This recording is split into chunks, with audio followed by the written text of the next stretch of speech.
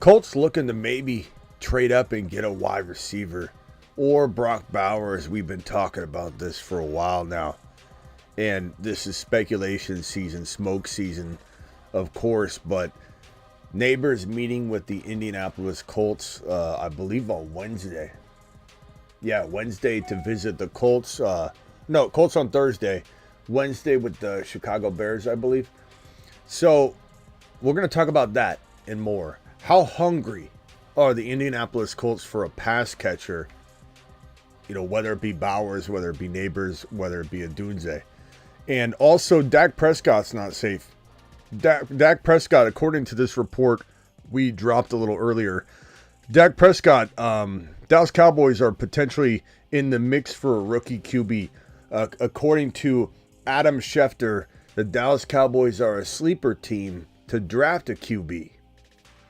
Could that be Joe Milton? Could it be Rattler? Could it be somebody later than a first-round caliber quarterback? Or do they go after a quarterback? And is there even a possibility, as we've been talking about for weeks now, I think sometimes we're way ahead of the news.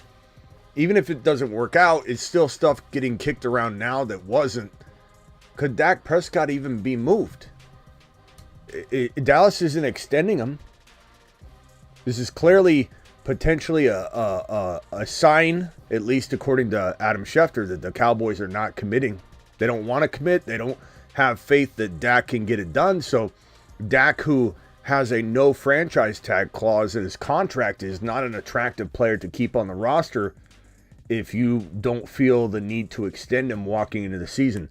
We'll talk about that. Diggs is also back causing some trouble. We'll break that down in a second. The Fantasy Football Show begins now. Live from the FantasyFootballShow.com studios. It's the Fantasy Football Show. Live! Monday through Friday, 8 p.m. Eastern. Smitty is also live whenever news breaks. From the FantasyFootballShow.com news desk, here is your breaking news.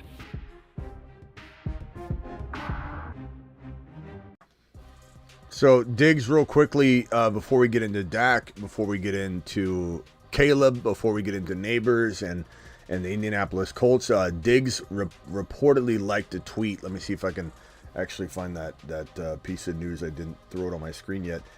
Diggs reportedly liked a tweet that called the Buffalo Bills fan base the worst fan base in the NFL. So Diggs is already back to his old tricks. Let me throw this on screen so I can share it with you all. But Diggs is like literally, in my mind, a big risk of causing problems in Houston. We knew this. We've talked about it. A lot of you have talked about it. We all, I think, are in pretty strong agreement that this whole Houston Texan layover may not be as long. It may be all year long, but this whole taking his 4-year deal and voiding 3 years of the contract and essentially putting Diggs on a 1-year deal, in my mind, essentially put Diggs in a vulnerable position that I don't think he thought out too clearly, because Diggs is certainly capable of being a player that could be released if he starts causing problems. And this is kind of small, like in the grand scheme of things, but when you add it on to everything else this guy does and all the problems he causes and drama he creates, and you look at this situation and you say to yourself, first of all, Ari from My Sports Update needs to charge his phone. Anybody that works in the fantasy football industry, the sports industry, the journalism industry, the NFL news breaking industry, we're all at very low battery lives. Mine, I'm very fortunate because I plugged it in because I'm sitting at the computer, but I'm at 30%. Very, very, very common place for us people that are using our phones all day for a living. But Ari and a lot of other people have tweeted this out. Diggs liked this post. It's not a huge deal because he's not the one that actually created the post, but he liked it. It says, Bills low-key got the worst fan base. You all bitter ASF in the comments. Diggs liked it and everybody's blowing up with it. I'm not saying it's the biggest deal in the world, but the fact that everybody's picking it up and making a big deal of it is causing more drama that Diggs just doesn't need right now.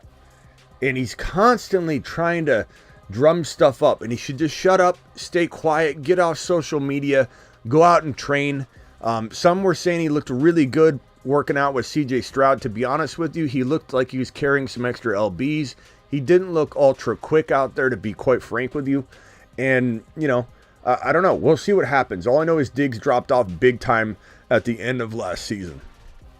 And I'm not super excited about his second round ADP because Diggs currently still holds an unbelievably high second round ADP that I'm not comfortable with drafting. Diggs right here, highlighted on Underdog Fantasy promo code Smitty ADP data. Underdog will double up to $100 in your first deposit. All you got to do is hit this link. I've dropped the link in the live chat. Hit the link, do it live. Appreciate you. But Diggs has a 22.2 ADP on Underdog Fantasy. Nico has a 20.4 ADP. Tank Dell's got a 36.0 ADP. This is a third rounder in Dell, a second rounder in Diggs, and a second rounder in Nico Collins.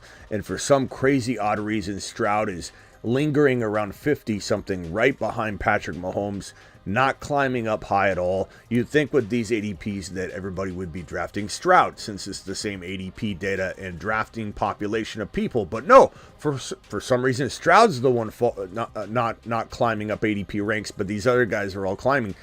I'm going nowhere near Diggs in the second round value, nowhere near it. Anyway, enough of Diggs. I just wanted to touch on that. I want to talk about this Nabers situation. I want to talk about, more importantly, the Indianapolis Colts potentially trading up to get a wide receiver. Could the Colts really go as high as grabbing an Odunze or a Nabers? Maybe their better shot is Odunze because the Colts hold the 15 overall pick, and Odunze is flirting with the 7, 8, 9, 10, 11 territory is where we kind of assume Odunze is going to go. Not saying the Vikings would take him, but somebody could trade up for Odunze. Somebody could draft Odunze 5 or 6, trade up for him. The Chargers could take him at 5. Don't be shocked. The Cardinals could take him at 4. Everybody's so cemented into this order of wide receiver when these teams have clearly made a statement in this offseason that they view Nabers over Marvin Harrison Jr., Marvin Harrison Jr. over Nabers, or certain scouts predict that teams are going to have one over the other. It's not a clear consensus across the NFL, and some teams even have Odunze as their number one wide receiver. So don't be shocked if the NFL, and we've always seen this in NFL drafts, we've seen Rager go extremely high over Justin Jefferson.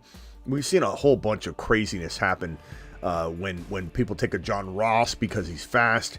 Who knows if Worthy goes ahead of an Odunze? Like, is a team crazy enough, or you could say AKA stupid enough, to take a Worthy over an Odunze? You never know. You never know. We wouldn't do that because logic tells us not to, but teams are not always logical.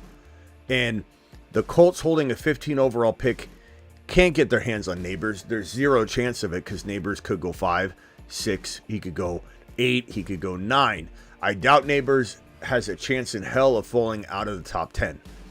Odunze could go at 10, 11, 12. It's certainly possible. But I think at 15, if the Colts are smart and they want to get their hands on one of the top 3 wide receivers, they will trade up. And this news report shows that Nabers is scheduled to meet with the Colts, which is awesome news. It shows interest in moving up for wide receiver and even moving up for Bowers. Bowers in Indy would be unbelievable. Nabers in Indy would be unbelievable. Odunze would be unreal. And even Brian Thomas Jr. would be pretty awesome, and he could potentially fall to 15 overall. Even if the Colts don't trade up, maybe they're preparing for a pass catcher. So maybe if Bowers goes, if Odunze goes, if Nabers goes, and Marvin Harrison Jr. go, maybe the Colts somehow, some way find themselves getting a Brian Thomas Jr. Because there's a really good chance if all those players that I mentioned go in front of that 15 pick, that there's a real strong opportunity, a real strong shot that we're going to see Odunze. So if Odunze, Nabers, and Marvin Harrison Jr. and Bowers are all gone, a real strong shot that Brian Thomas Jr. is available right here. BTR. I'm all for that. I'm all for that. I think that would be absolutely phenomenal. I'm here for it.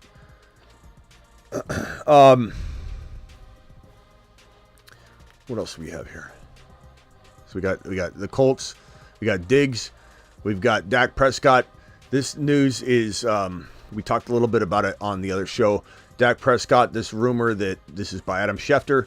The rumor says that the Dallas Cowboys are a sleeper team to maybe draft a rookie quarterback. And what this tells me is they're further doubting, according to Schefter at least, further doubting Dak's place on this roster, not only for the future, but for this year.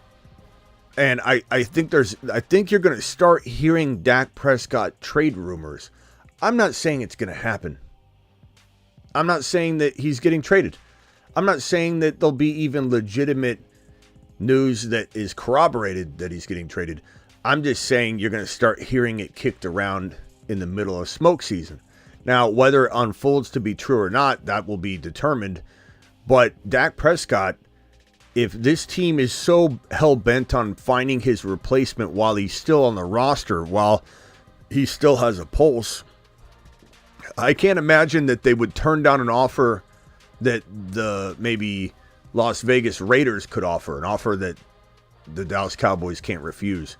For people that think that they would turn down an offer, the Dallas Cowboys, that maybe is something along the lines of something that a team can almost not refuse, ask yourself, why would they turn down an offer that's too good to be true when they're afraid to even sign Dak? They're afraid to sign him to an extension. They don't want to commit to him. They're not going to turn down an offer that's too good to be true. So, are there teams out there that are willing to take a gamble on Dak? I believe the answer is yes. I'm looking at two that sit at 12 and 13 back-to-back.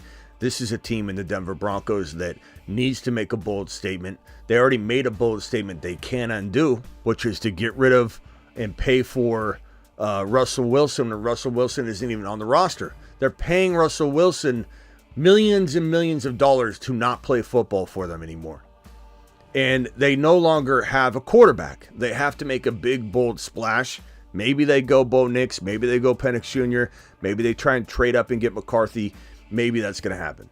But you could also envision this team saying, let's do something bold and drastic to offset our bold and drastic move to get rid of Russell Wilson. Settling for a rookie might not be big enough. Maybe they'll attempt it. The Las Vegas Raiders.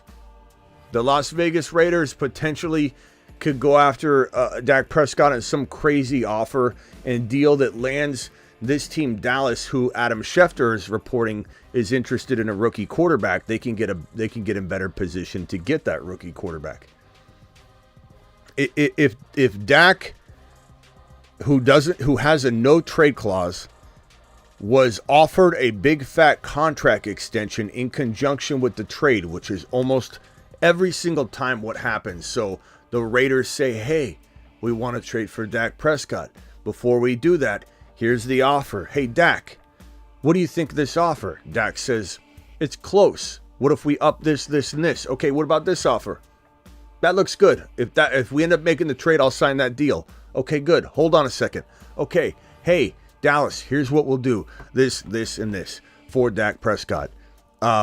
We really want him. Let's just overpay. Okay, we'll overpay. We're going to overpay Dak on the contract. We're going to overpay on the trade. The team that goes after an aggressive quarterback move like this is going to overpay through the roof. And then all of a sudden the Dallas Cowboys say, okay, Dak, do you want to be traded to the Las Vegas Raiders? He says yes. I'll stamp that approval. Why? Because he's getting a contract. Dallas won't give him a contract. Anybody that thinks Dak's going to turn down a trade because he has a no-trade clause to a team that's willing to give him an extension is out of their mind. Dallas is getting more offers for Lance than Prescott, says Jeff. Dak isn't going anywhere, says Roger. You don't know that. You do not know that. If Dak wasn't going anywhere, Roger, why are they not extending him? Are they going to come back around and extend him? Are they playing mind games with him? Are they trying to put him in his place? Why are we seeing news reports from Schefter that say that the Cowboys are interested in a quarterback? They're a sleeper team to go get a QB. I think Dak's available. I think at the right price, Dak's available. And some of you might think Dak's not good enough, but there are teams out there that need a Dak Prescott. As we talked about earlier, a Miami Dolphin team would actually do really well and thrive with Dak. Las Vegas would play pretty damn good football with Dak Prescott. Dak's not a top 5 guy, but he's certainly a Goff or a Stafford or a top 10 quarterback that in the right position could take a team a lot further than the Dallas Cowboys have been taking him, because he's been doing all the work by himself.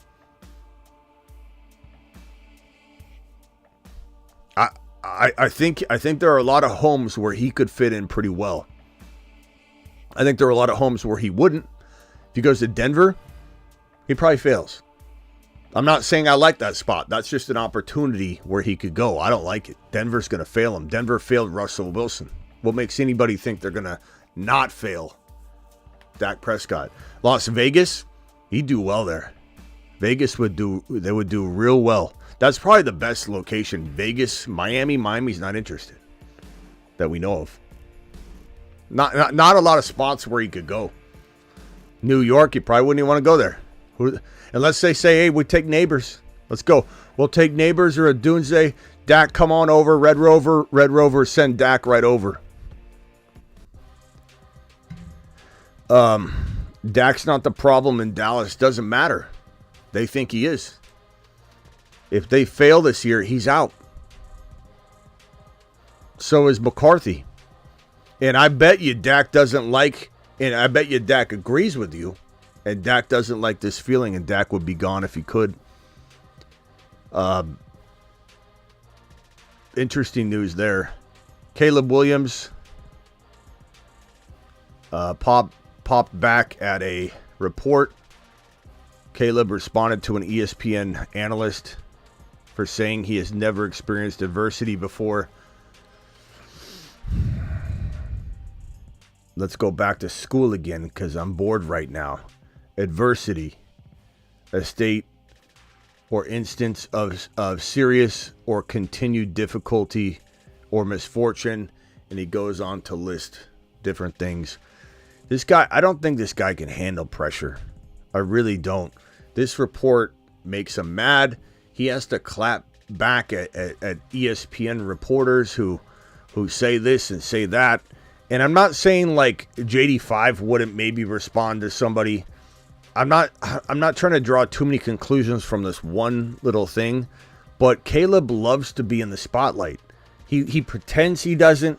He absolutely loves it. That's why everyone calls him Hollywood. That's why his own prospective team, Chicago Bear defensive players, have already said, a couple of them, don't bring that Hollywood to the locker room. I just don't know how he's going to handle all of the adversity that's going to be heading his way. I don't think he's going to handle it well. I think once he gets a starting job, once he's drafted and it's complete, we're going to see an even different Caleb come out and just kind of pop back against everything, clap back at everything that comes his way.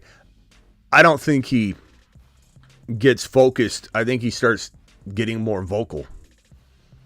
But we'll have to see. He seems to love it. And I'm not a big fan of this guy's likelihood of surviving the NFL. I'm not. I'm not the only one that thinks so. He's as Jeff said, his media is already getting in his head. A lot of people are getting in his head. And I don't think he's going to respond well. Dak, Nabers, Diggs, Caleb, all topics at hand. Dial into the Grindhouse phone line. Call into the show. Call into the show.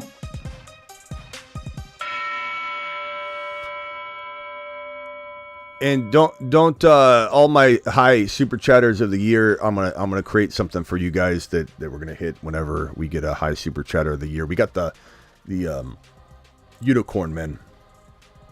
Let me find the unicorn men list. I got it here somewhere. Where's my unicorn people? I'll find it. I got it here somewhere. But dial into the phone line if you guys want to discuss any of these topics. But I thought this Dallas Cowboy one was very interesting. Dallas Cowboys looking, according to Schefter, who's really dialed in to this stuff. I mean, he gets things wrong from time to time, but during NFL draft season, he hears a lot of stuff. And the fact that he's talking about the Dallas Cowboys, this neighbors news is good too. Colts looking to move up. I really feel like they're hungry for a pass catcher. And again, the good news about this Colts news right here about Nabers visiting with Indy on Thursday. The greater news here is that even if they don't like see one of these guys slide and they don't make a trade, it sounds like Brian Thomas Jr. will be on their radar. You know, I think they probably want a different receiver. I'm not saying Pittman and Brian Thomas Jr. play the same kind of game, but I do believe they'd work well together.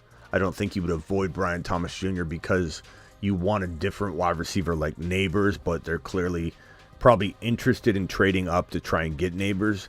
But if they don't make any sort of trade at all and they're sitting at number 15 and they don't move, we at least know they're hungry for a pass catcher.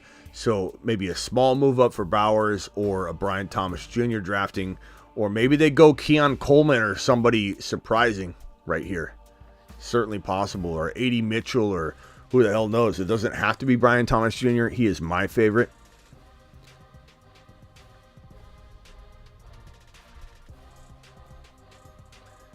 And then where's my Dak Prescott news?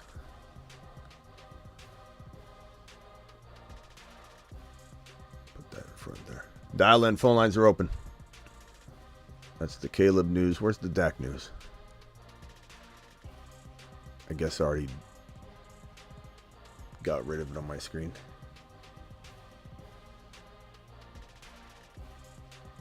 Where'd it go? There it is. So with all the smoke everywhere, where's the fire? The fire is all over, Henry.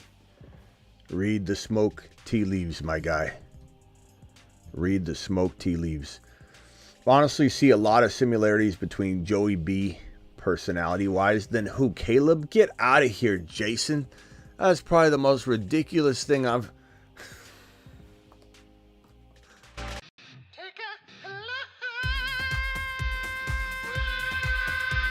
People are getting burrowed left and right, and people are going to remember it. Get burrowed.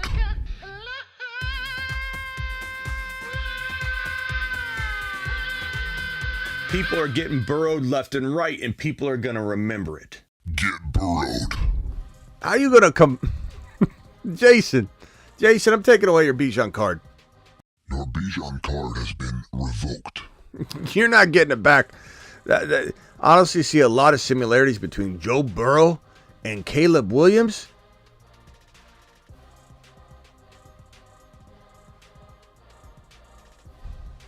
What? Your Bijan card has been revoked. People are getting burrowed left and right, and people are going to remember it. Get burrowed. Let's not mistake confidence and having bleeding responsibility, determination, grit, leadership, and being vocal about it, and Caleb Williams talking constantly and blabbering and not exuding any of those things.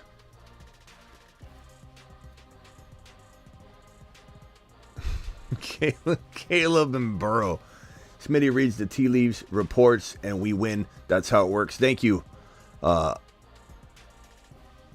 Akiva. Appreciate you. What's up, Ron? Houston, we have a problem. Is this Joe Burrow's agent? Are you calling to report false information about your client representing the way of Caleb? Caleb and Burrow, are they brothers? They're polar opposites. Oh my God. Burrow's as cool as a cucumber. Yeah. Caleb, not so much.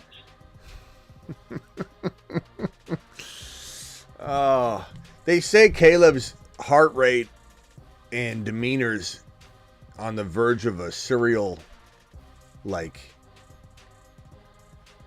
a serial, like killer or whatever.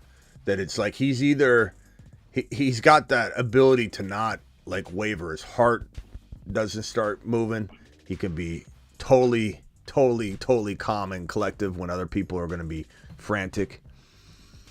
I was wondering why I felt Caleb was so familiar, says Henry. Do we know what Dak and his agent are looking for contract-wise? Probably the top 2 or 3 money for quarterbacks, which is why Dallas isn't going to even, in my opinion, consider that.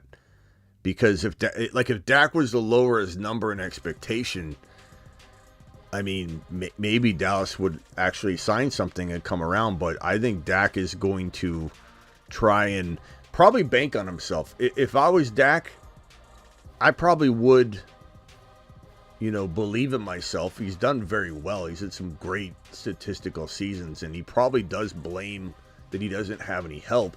I don't think he's scared or too much in his own head to where he isn't going to bank on himself versus getting scared and signing a deal that's way below what he believes he's worth. I also don't think he's worth top 5 quarterback money, but that's, neither here nor there. I think he believes he is worth at least like 5 to 7 or something. I don't think Dallas would pay it. I think a desperate team would. That's why I think like a Las Vegas Raider trade makes sense, because teams that are starving for a position like quarterback that would give up draft capital to get quarterback, and they're going to overpay to ink it all, get it all ironed out. Similar to the Deshaun Watson deal. Like, in order to get that trade to happen, they had to line up the ridiculous contract, overpay to get him, and it just ends up being almost a debacle most of the time, because someone sells the farm, then inks the big fat contract and double stamps and triple stamp. And if you're wrong on the trade, you're doubly wrong because you just gave them a big fat contract. So you have to find a team with big brass balls. And I think, Antonio Pierce and the Raiders potentially fit the mold for that. I don't know that there are a lot of other good spots. It really is the Raiders. Denver, I don't even think Dak succeeds there. But the Raiders seem like the only team that make a lot of sense. Like the idea of Dak moving is slim to none chance. I'm just saying that it should be in the conversation and kicked around by the Raiders at least, to try and see if the Cowboys will budge. It just depends. Not the only team. Who would you say? I think I'd rather see Dak in New Orleans. That would be something. Yeah. With Olave? Oh yeah. I think that's another team. I think New Orleans is another team. You did. I didn't say anything, but you did call Joe Burrow cute. You were fumbling with your words, and you said Joe Burrow's cute. I mean, cool as a cucumber. I knew Perps was on it. Perps caught it, and Perps says Ron just called Joe Burrow cute. Love emoji. No, I didn't. You did. Run it back. No, you did, Ron. Ron, run it back. You did. Can I get somebody to clip it and send it to my Instagram? Superfish is usually really good at this. Somebody clip it and send it to my Instagram, and we'll play it. Yeah. You did. I'll run it back. If that's the case, then those dang oxy that I just took earlier really has more effect on me than I thought. This is how it was in slow motion. Somebody clip it and send me the clip, very short, like a 10-second clip, on my Instagram, and I'll play it, and I'll shout you out. But Ron, if it was in slow motion, it'd be like, Joe Burrow's cute, cool as a cucumber. George from the Bay, you're live. I knew Perps was on it. Smitty, what's up, man? What's up? I think I think a change of scenery for Dak Prescott is a good idea. I mean, the Dallas Cowboys to me is a sinking ship. I would jump off as soon as I could. If I'm the Las Vegas Raiders, I'm sending a 3rd round pick right now to go get him. 3rd round pick. I mean, honestly, I don't know what he cost. The way we saw Fields get thrown around for a 6th rounder conditional to 4, I don't know what Dak would cost, but you can't expect the Cowboys to move on if it's not an offer they can't refuse. That is not an offer they can't refuse. You know what would be an offer they can't refuse? A 1st rounder. I'm not saying Dak's worth it necessarily, but you're not going to get the Cowboys to say we're going to go down the road of not having any quarterback option. You look at their draft selection, bro. They don't have any capital high enough at 24 to get it done. Like, could there be a move up? Like, let's say the Las Vegas Raiders gave the 13, they gave the 24, they did some other swap down in the 2nd round or something. Like, I don't even know what Dak's draft capital would be. But if you're the Dallas Cowboys, the offer has to be ridiculous to refuse it. And a 2nd or a 3rd rounder wouldn't do it, because who's gonna throw for them next year? Who's their quarterback? Do they trade for Russell Wilson or Fields? There's an opportunity maybe, and then that would be such a crazy thing. We talked about that when Fields was brought over. Does Russell Wilson? This is the live stream where Fields was brought in.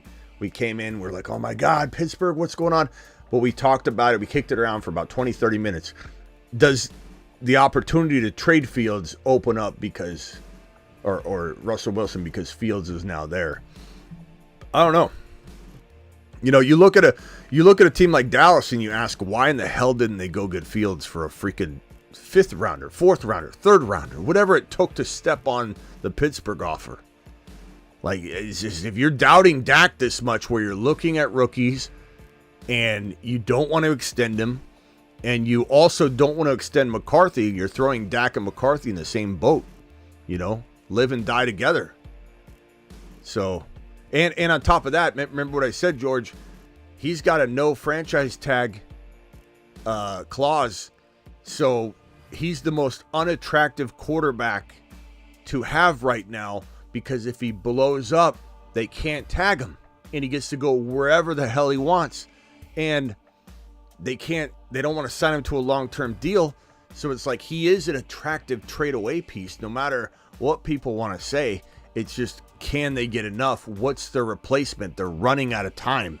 They need to go. They need a Penix Jr. or a Bo Nix or a McCarthy at the very minimum. I think Joe Milton would be, if we go circle back to Schefter's report here, Schefter saying the Dallas Cowboys are interested in a rookie. Let's assume this has nothing to do with moving Dak, which we have to assume. And there's Trey Lance on the roster too. You're right. I mean, maybe they do roll with Trey. I don't know. Maybe they're impressed with Trey on some level. I don't know, but that would be a big risk. But maybe Joe Milton. Maybe they keep Dak. They bring in Joe Milton. They keep Dak. They bring in Rattler. Rattler or Joe Milton are probably the 2 best non-big name prospects at the QB position in this draft. That could be the extent to what, how we see this play out. What else you thinking with this, George? I mean, I'm just looking at the Dallas Cowboys as a whole, and I mean, Jerry Jones is just running this car into a brick wall. You know what I mean? Like, he botched free agency, not getting a running back. Now they're talking about the CD drama. Now they're talking about that. It's like, are they tanking? Are they trying to get rid of everybody? Like, what's going on? Are they going in full rebuild mode? I mean, the Dallas Cowboys, they don't look like they have a bright future, in my opinion. No, they don't. I think Jerry Jones is really crapping the bed. Not bringing in Barkley, not bringing in Jacobs, not bringing in even Eckler, who cost nothing. And again, anybody that's going to say, let me save you time from typing a meaningless statement in the comments. I don't care about the cap. running backs don't cost anything. You can move that around. You can reconstruct one contract and make room for that. Not to mention, Eckler was nothing anyway. Eckler cost nothing. They could And I'm have not saying, DeAndre Swift. I'm not saying Eckler's a lock to do anything necessarily, but like you could have done some things to help support Dak. You didn't. Now you refuse to give Dak the extension. You also, in return, refused, in connection to Dak, refused to give McCarthy an extension. You're blatantly saying in the open you're going 1 year at a time. You're only focused on 2024. That's what Jerry said out in the open, publicly. I'm going to take it 1 year at a time. I'm only worried about 2024. I'm not worried about 2025, 2026. Well, guess what? All your actions, unfortunately, set up your 2024 for failure. You don't give Dak his extension. You don't give McCarthy his extension. You're telling them you don't believe in them. You're also not getting them the tools they need to do this one last final job to prove they are worth the extension. So it's like you're taking away gasoline, and you could fill up the tank and get them to successfully make a full trip to wherever they need to go to successfully complete their mission, but you're giving them half a tank of gas when it's going to require a full tank. And you're going to expect what? What's the result Jerry's expecting out of a non-extended Dak? I'm not saying it's necessarily the right or wrong move.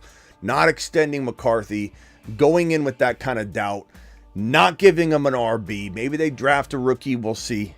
But at this rate, am I confident that they draft the right rookie running back? Not really. Not really, bro. I can see him drafting just the wrong guy. Let's go ahead and draft Blake Corum, who I don't, a lot of heart and tenacity and grit, but that guy's not built, I think, for the NFL. Not at a full-time capacity. I think his heart only can get him so far. Did great for him in college. You know who he reminds me of a little bit is Mike Hart. Remember how good Mike Hart was from Michigan? Like, he was one of the best college running backs I've ever seen in my life. But Mike Hart didn't translate. You can be as good as you want to be at the college level. Does not mean you can walk into the NFL and take the bruising hits. I don't like Blake Corum. So all you Dak haters, one question: who are you replacing him with? I don't know what Dak haters you're seeing. Maybe there have been Dak haters in here. I'm not sure. But I'm certainly not a Dak hater. I don't know that he's a top 5 quarterback, bro. But I think everybody agrees with that. I just think that Jerry's a hater. Jerry's the one that won't give him the extension. But Trey Lance and Milton, I mean, you never know. Numbers last year. Dak was He just failed in the playoffs. Yeah, Dak was phenomenal during the season. You know what's funny is not only did Dak put up great numbers, Dak was being talked about like he took the next step. He was he was in the MVP conversation. People were talking about him being in the MVP conversation. And just like everyone jumped off the Lamar Jackson train as soon as he failed and lost, everybody jumped off the Dak train. They just jumped off, even Jerry, and blamed it on him. And there's only so much you can blame on him.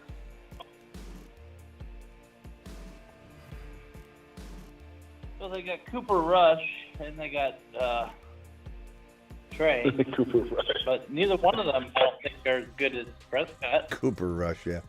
Smitty, is there a Wolverine you do like? I like the movie Wolverine. I don't dislike any of the players. I just think Blake Corum's not. I mean, Ron and George. Wolverine. Yeah, Ron and George. Do you guys think that Blake Corum's going to translate as an every down back in the NFL? I don't think. I think he very well can if he goes to plays. Sick Nasty. I kind of got a funny feeling. I got a funny feeling. I think he's got that it factor a little bit, though. I mean, if he gets in the right spot, if he goes to LA and he runs for Harbaugh's going to use him as his main back. Yeah, that's his only shot, and I've said that. Like if he goes to the Chargers, he's gonna get volume. Does he hold up though? I think he could be relatively productive, but I don't think he's gonna translate long term. I kind of think Dameon Pierce. Maybe there's a little bit of like production and spike in interest by everybody. Like, oh God, but then like Dameon Pierce fell apart. I don't know that Blake. He could be like a Jalen Warren type of player. Yeah, but that's not an every down back as it stands right now. Like, I mean, who knows what Jalen Warren will become? But I don't think he can become a fantasy monster. I don't think Blake Corum's got that kind of build. Sick Nasty, as much as you think I hate Michigan players, I could flip it on you and say you're supporting all Michigan players. You're like, J.J. McCarthy's the best quarterback, mark my words. Blake Corum is. And I respect that. Sick Nasty to the moon. Yeah, but I love McCarthy, you know, he's only, from high school into college, he only lost 4 games. I know. 4 games. I know. I don't think that those are definitely impressive numbers and stats, but I will say Roman Wilson, Sick Nasty. I don't know if I like him as much as Harbaugh will like him, but I just don't. I wasn't high on Blake Corum last year. His metrics are really like low. I want to say he's like bottom of the draft class in a lot of categories. I could pull them all up, but it's not like he's, it's not like he went and blew up the combine and impressed everybody to a significant degree. It'd be one thing if it was size only and his metrics were through the roof, but Penix will. We've seen players before that done crappy in the combine and came out and did awesome. Yeah, but players. But usually, if that is the case, I either like in at least from my experience, like I don't know, if I'm already doubting the running back and then they go and have a bad combine, they're dead to me. And the perfect example was Spiller. Everybody thought Spiller going to the Chargers 2 years ago, or 2 years ago, was going to be phenomenal. That guy absolutely was the slowest running back on his team. His metrics were absolutely garbage. He goes to the combine, tests at the bottom of almost every category, and it was a disaster waiting to happen. And Spiller has absolutely busted. I feel a little bit like Spiller and Blake Corum are in a similar bucket, but I don't hate him. I don't hate him. He's a great college player, and I've said a lot of positive things about him. He's got tenacity, heart. He's probably the perfect teammate. I mean, he's probably the most ideal teammate you could ever have. Guy loves his team. He could go play for a bunch of. I mean, he's not just restricted to Chargers. He could go to New Orleans. He could go to Tampa and play with. I mean, he could go a lot of different places. Yeah, I'm not big on him. Or multiple. I just don't think it's the likelihood of him working out is low. If let's say he goes to the Chargers and Gus gets hurt and they don't really have a whole other options, I can see him really doing decent for a year. I just think he'll be Dameon Pierce. He'll be 1 year and then all of a sudden it's like, what happened to him? But anyway, he could go to back on and play with.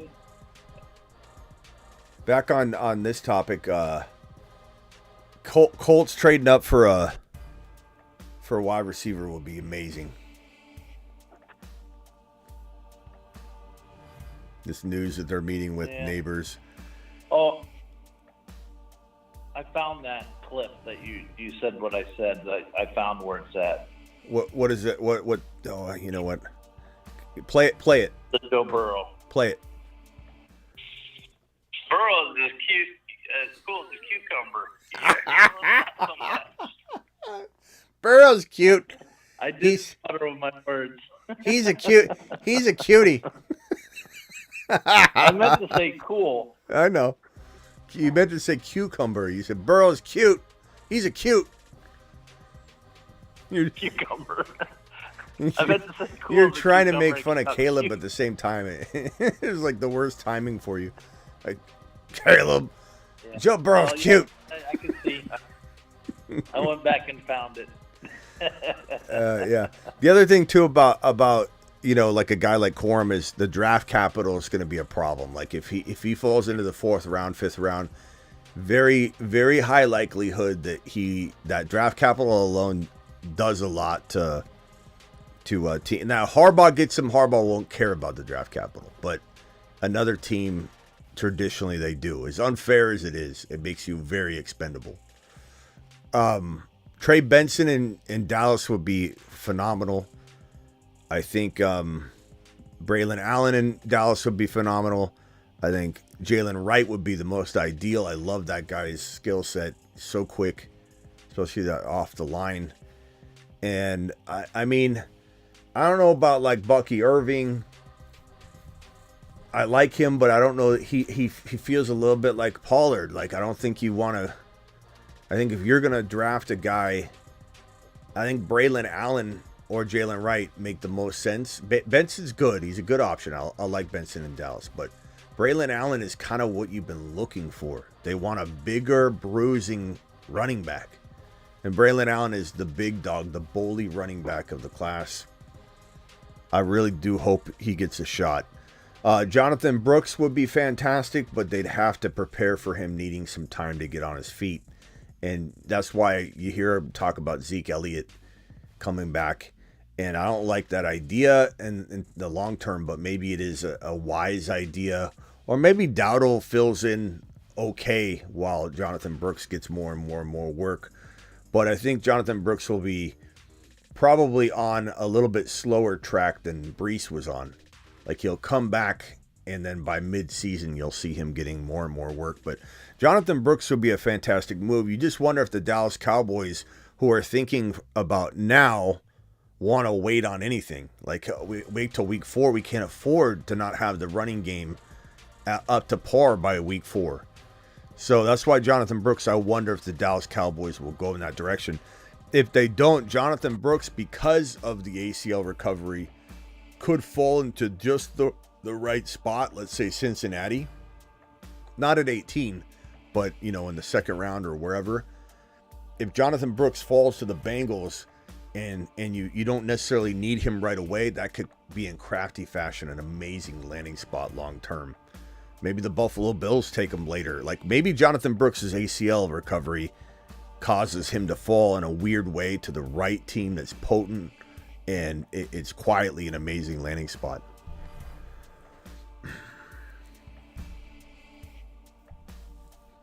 I just don't think they're gonna wait. I don't know. We'll see. Brooks to Dallas, it could work. It's definitely a good spot, long term. Anything else, boys? Yeah, I don't like that. You what? I mean, we were trying to get Zeke out of Dallas. Now they want to try to get him back. Yeah, just as a fill-in. I mean, I don't think anybody should take away from he's going to be the old Zeke, but it's like he knows the offense to a degree, right? And so he could come in and help get Brooks up to speed. I think if Zeke came in, that would be a signal they're maybe going in that direction potentially, or they're looking to. But there's a lot of hoops to jump through to even get that all to fall right. If Bowers falls, Niners will trade up for him. Okay, Southwest. I don't know about that one. Bro. You got Kittle. I know he's getting older, but I don't know that the Niners will make such an aggressive play. Remember, Adam Peters is gone. You guys you're flying blind now. You're flying very blind. I think Bowers is only going to fall so far. Like, what are you talking about falling, bro? You're talking about falling to 15? That's the latest that Bowers could fall because the Colts would scoop him up. And even that's like a fairy tale pipe dream. So the Niners going to go from 31 to 15 for a tight end that they can't even use right away? I'd say Southwest, no offense, but I'd say that's the least likely thing to happen. But I appreciate you. You know I love you, Blue. That ain't happening.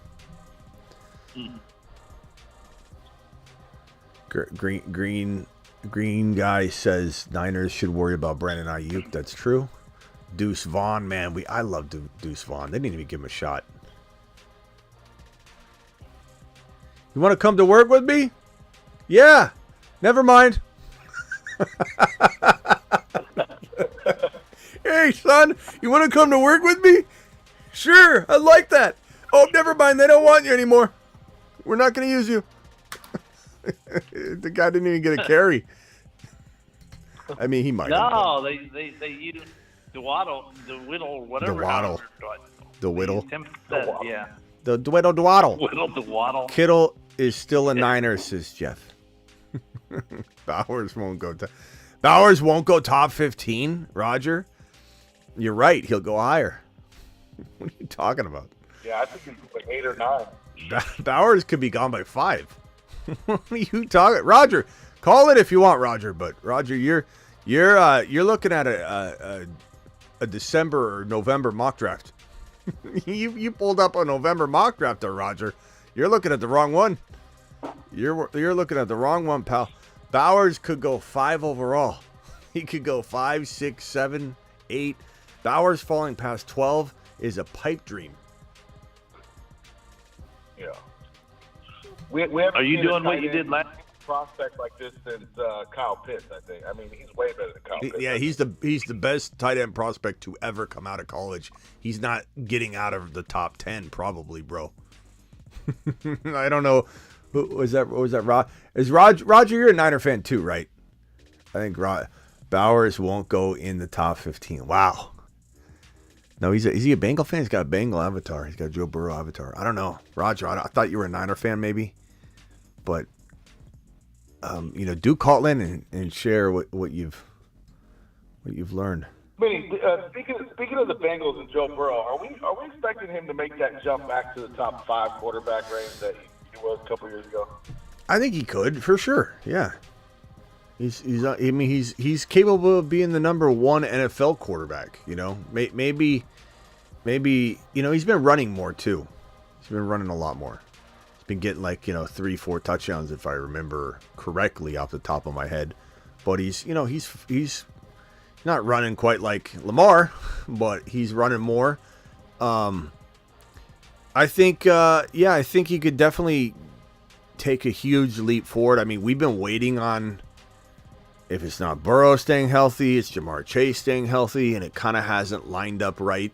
And for that reason, I do have some of my concerns of can I put all my eggs in a Joe Burrow basket walking into the season? No, but I certainly want to have a basket or two. I'm certainly going to have a Joe Burrow, Jamar Chase stack. I just don't know if I'm going to do it more than 15% of my leagues type of thing. Just because. But I absolutely. Do you think if Higgins and or Boyd goes, do you think Charlie Jones takes a step up this year? I'm hoping, but I don't. We have no signs of that. Yeah, his logo is the guy. I like him a lot, but we have no signs of it yet. They used him a lot on last Yeah. year. I'm just wondering if I don't know. It's certainly possible that they try and fill that in-house, and maybe Charlie Jones steps up or what's his face steps up, but I don't think it's out of the question that they draft somebody. Like I said, Brian Thomas Jr. makes a lot of sense, and I don't think it's out of the realm of possibility that Higgins gets traded. I still think Higgins, he's franchise tagged. All it takes is a team willing to pay him, and a team willing to pay him will be willing to overpay to get him as well. And so there will be an offer the Bengals can't refuse, one that maybe moves their pick up to get Brian Thomas Jr. Are the Bengals much better off bringing in Brian Thomas Jr. than Higgins? Yeah. Especially, either way you look at it, long-term deal, big money, or franchise tag, losing him. Either way, getting that number, 18 overall, up high enough to get Brian Thomas Jr., or let's say Brian Thomas Jr. falls to 18, which is certainly possible. It's not something we believe should happen, but this is the NFL, and there's a lot of skill positions players that are going to get taken, even though we don't really see that way. So if the Bengals can get their hands on Brian Thomas Jr. while getting rid of, and they could even get rid of Higgins before the draft and then take their chances and then monitor where their wide receiver is. And worst case scenario, they draft a Keon Coleman or a Leggett or somebody like that, A.D. Mitchell, but they're eyeballing Brian Thomas Jr. And if they've got to move up a tiny bit and give up some sort of third round pick or whatever, they might do that on the clock. But Higgins is certainly more of a likely trade candidate than Aiyuk at this stage in the game. But that could change in a snap as well. I think Boyd gets traded first. I love Debo, but Aiyuk is the wide receiver 1 for the Niners. Keep Aiyuk or bust Niner gang. I don't disagree with you.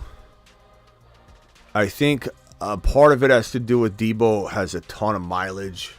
And he also, I don't know, they're both so important, And I think Brock losing one of them takes a hit. And I think the moment Christian McCaffrey is slowing down, which could absolutely be in the middle of the year or end of the year, or maybe he skates by and it's next year. But McCaffrey playing elite football to the degree he's playing it for more than 1 year is fairy dust. Doesn't exist, in my opinion. I think he could definitely have a shot at it this year, but there's still a likelihood that he dropped. So I guess my point would be, I don't know what Aiyuk even looks like once McCaffrey's out of the picture. I love him, but like, what's Brock Purdy doing? Like, is Aiyuk better off going to Indy? I think so. For the long term, is Aiyuk better off going to? I don't think Pittsburgh. I don't necessarily love that because you got Pickens but it's not horrible. But Aiyuk to, what would be the best landing spot? Buffalo? Buffalo would be much better than San Francisco. I think Baltimore is interesting, but probably similar to San Francisco. I think Buffalo is probably Buffalo, then Indy, and then you're talking about kind of similar spots like San Francisco and Baltimore being very close together in terms of being good fits. And Pittsburgh's kind of in the mix, but no other location. I mean, other than like, let's say Arizona didn't take a wide receiver, and then they needed a wide receiver. New England, let's say New England got JD5 somehow, some way, and then they traded for Aiyuk. But I do think Buffalo is the best landing spot, period, for any receiver, even a rookie. Aiyuk's a better route runner than. I just want to say, I know for a fact that Aiyuk is not going anywhere. You don't know for a fact. You don't know for a fact, George. I do. You don't. I do. You Look, don't. I follow this team more than anybody else that you know. George. This guy, John Lynch is the best GM we've had in a long time. He always makes things work, and he takes care of his guys. Aiyuk will be signed to a long-term deal. It's not a fact. It's not. It might end up happening, George, but it doesn't mean that you're right in that statement. There's definitely a chance that they don't want to pay Aiyuk what Aiyuk wants to get paid, and they're so far apart that it creates an opportunity and a rift to where a team comes in and says, "Hey, we'll overpay." That's all it comes down to, George. There's no guarantee of anything. Tyreek Hill was not. The odds of Tyreek Hill getting traded, George, were slim to none. Little door opened up. Tyreek Hill didn't even want to get traded. Like, he didn't even want to get traded, bro. He said it happened so slowly, and then one door opened, another door opened. But you can't guarantee me anything, George. You can only tell me because you're a Niner fan that you don't think it should happen and that John's going to fix everything. You have no clue, just like I have no clue. All you know is that their intentions are to keep him. That's their intention, is to keep him. You're right. You're right on that, but you can't say there's no way he gets traded. Look, the reason why I believe this to happen is not only because of what John Lynch has proven in the past with signing all his main guys that he drafts, but the 49ers organization has not had a true number one receiver since Terrell Owens. And this is the first time that we've had a number one stud. This guy is by far top 3 receiver in the league, in my opinion. And he hasn't even reached full potential yet. Top 3? They cannot Top afford, 3? They cannot. Yes, they cannot afford to let this guy go. Oh man, George, you really are from the Bay, aren't you? Hey George, I appreciate your dedication, and I don't disagree that the Niners are fully intending on signing him, but your organization refuses to do the right thing at the right time. You do the right thing at the wrong time. The way your organization, you talk about John Lynch being the best GM ever. John Lynch is good at a lot of things. There's no doubt about it. And so is Shanahan. He's a very good coordinator. He's a savant. But this Niner way of waiting, it ruined Debo's year during his contract year. It ruined Bosa's year during Bosa's contract year. And now you're about to risk it all again with Brandon Aiyuk after you give him a big fat contract because he's going to be holding out. Doesn't matter if he works out with his little buddies. He's holding out. He's going to get hurt. He's going to be out of tune. He's going to be out of sync. He's not going to be healthy. They've got to act now. And history tells us that the Niner way is to wait until much later. Aiyuk doesn't have until much later. Aiyuk needs to request a trade, not saying it'll be granted, not saying the Niners even respond to it, not even saying it's an official channels trade request. Debo's trade request was not through official channels. It was in a backdoor conversation that wasn't even recorded, and it was reported in a written interview that he requested a trade, and it just sparked enough controversy to kind of apply pressure. So no one's saying Aiyuk necessarily gets traded or that the Niners even allow him to seek a trade. But his leverage point is the NFL draft. That's the only, he's under contract. Aiyuk doesn't have a lot of leverage, but he does have the leverage of making a problem out of something. And what has Aiyuk been doing the entire offseason so far? Making a stink. And you cannot say he's not making a stink, George.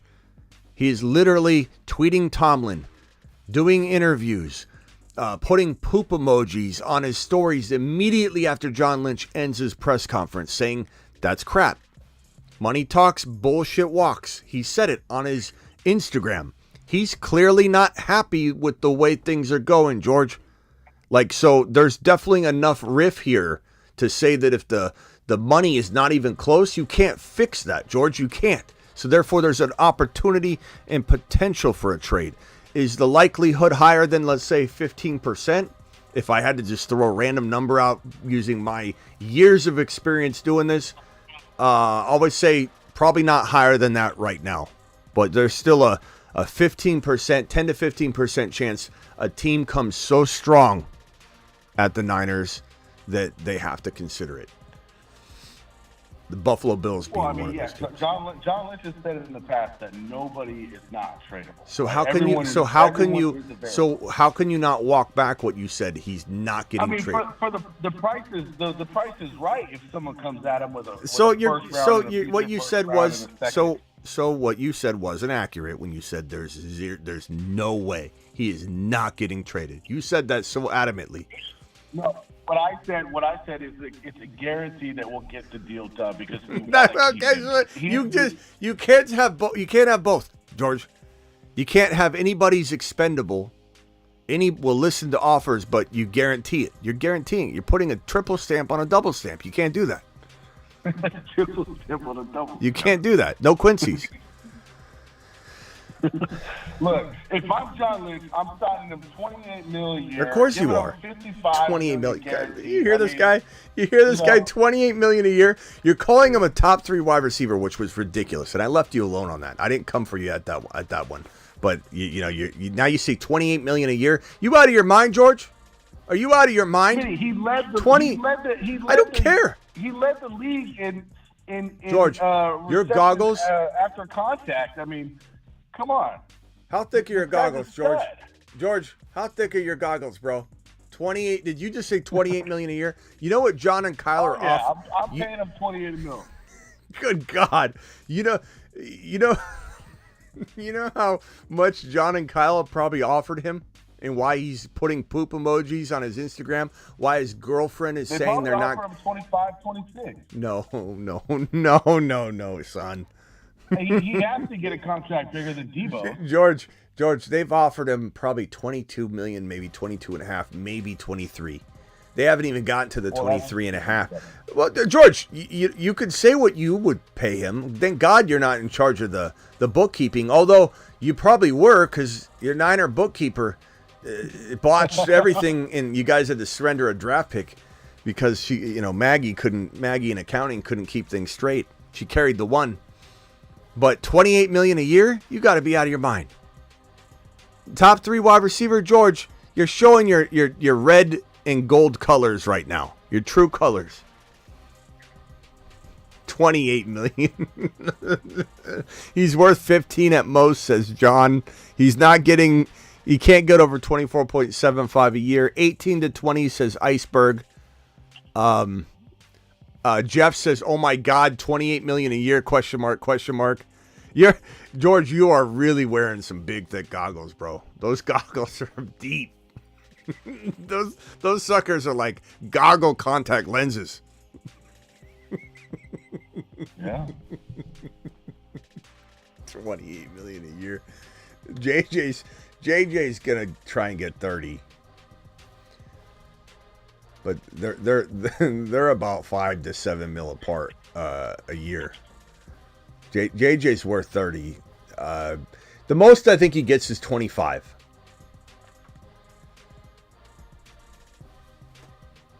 George? Yeah. Okay. George has the checkbook out right now. You gonna cover the difference? No, I hear you. Loud and clear, Smitty. George, maybe you can start a GoFundMe, and you can bridge the gap. So if they decide 25, you raise 2 more mil a year, get him 27. JJ's gonna get 31. I think JJ's around 30 to 31. Aiyuk is being offered. This is me guesstimating. I have no insider information on the number because it's not out there. I would guess the Niners talked to him about 19 to 20 at first, and it probably made Aiyuk throw up, and he probably stormed out of that convo, or his agent, or however it got laid out. They probably came back with something around 21, 22. What they're going to try and settle on, in my opinion, is exactly Debo's contract, and they're going to say, look, you guys are both, here. This is how we view you. He's going to want more than Debo because Debo didn't sign his deal this year, and there's inflation. And so that's where they're at. But it depends on where Aiyuk's mindset is. And George, you saying you guarantee he gets signed, there's a big wrench that gets thrown into this if CeeDee Lamb or JJ get their extension before Aiyuk gets his. Because that's going to drag up in Aiyuk's mind his value, and the Niners will not adjust. Right. That's going to be a problem. But ultimately, what's my odds and probability number that he gets traded? 15%. So we're in the same territory. You just have a 0% chance of a trade. I just have a small 15% chance of a trade. But it exists. It exists. Higgins is probably more of like a 25. I truly believe that it's in the best interest for the 49ers to get this deal done. No doubt. ASAP, because the longer they wait, they're going to have to pay him more. That's what I say. But I don't know that they really will. That's what I'm saying. If JJ signs his deal, what does that do? In the market, it inflates everything, right? But what are the Niners probably going to do? Not react to it. They're going to say, we set aside, the Niners, John, they've set aside a certain amount of money, and that's going to be, it is what it is. The fact that they didn't do a deal at the onset of the offseason, because extending Aiyuk actually potentially saves you money for 2024. So for me, it's crazy that they didn't do it to help the team. And number two, you do this before Ridley signs, you probably would have inked him already.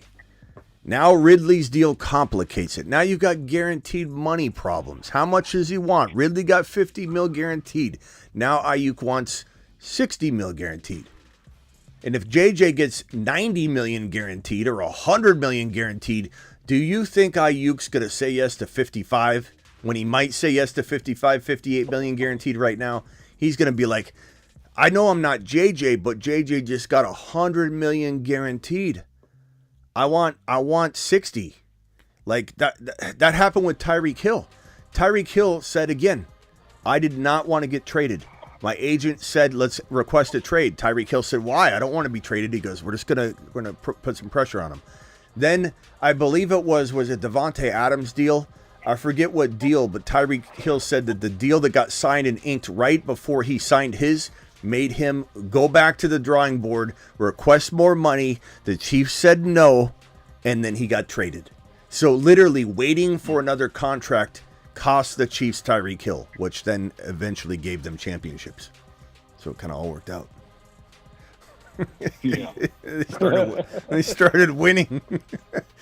Let's get rid of Tyreek Hill and win some championships. What are the odds that you think that he plays out on the last year of his contract, or does this deal need to get done this year? 100%. Does he hold out? He won't. Players can't hold out in today's NFL. So he can push it to the limit, but he'll eventually show up. But what are the odds he plays on this deal? It depends how far apart they are, because Aiyuk will not sign a deal he believes he's miles and miles above, like value-wise, just because it's the best offer. And so if they're far apart, that's where the trade scenario enters into play. That again, doesn't matter what you think, doesn't matter what I think. What matters is how far apart are they? Is the rift solvable? And if they're close, then the rift can be fixed like that. There's no rift. As long as the two sides come together and they're like pushing back, but they're together on it, then there's no more rift, But if let's say we're giving you 23 and he's like, I'm getting 28 because he's talked to you, and you're like, get 28. And he's taking advice from George from the Bay. Then there's no deal. Like there's no way if he believes he's worth 28 and the Niners are like 23.5, bro. Well, how are you going to get there? Like, that's the problem. The Niners aren't just going to go, well, just get it done, 28. They're not. I don't know. I just think anything under 25 is just disrespectful for this man. That's in your mind, though. What? That's in your mind, though, because, like, he hasn't proven that yet. Like, he's very, very close to proving that, I believe. And I think he had an amazing year, but, like, I don't think he can walk into a $25 million a year contract yet. Like, if let's say he banked on himself and he went in and did it again and he even had a bigger season, then I think he'd probably get what he wants. But I don't know, man. I don't know. Like, you call him top 3, you're a Niner fan. Of course you're going to think that. But, like, where do I really value Aiyuk in the NFL? I would say I'd rather have a Dunze, Nabers, and Marvin Harrison Jr. There are 3 wide receivers I'd rather have over Brandon Aiyuk right now, and you just called him a top 3 wide receiver. So you and I aren't even on the same planet, because I got 3 rookies that are higher than Aiyuk in my mind. Throw in JJ, throw in Lamb, throw in St. Brown, throw in Jamar Chase, throw in let me pull up all my rankings. My rankings, which can be found at thefantasyfootballshow.com, by the way. Let's see here.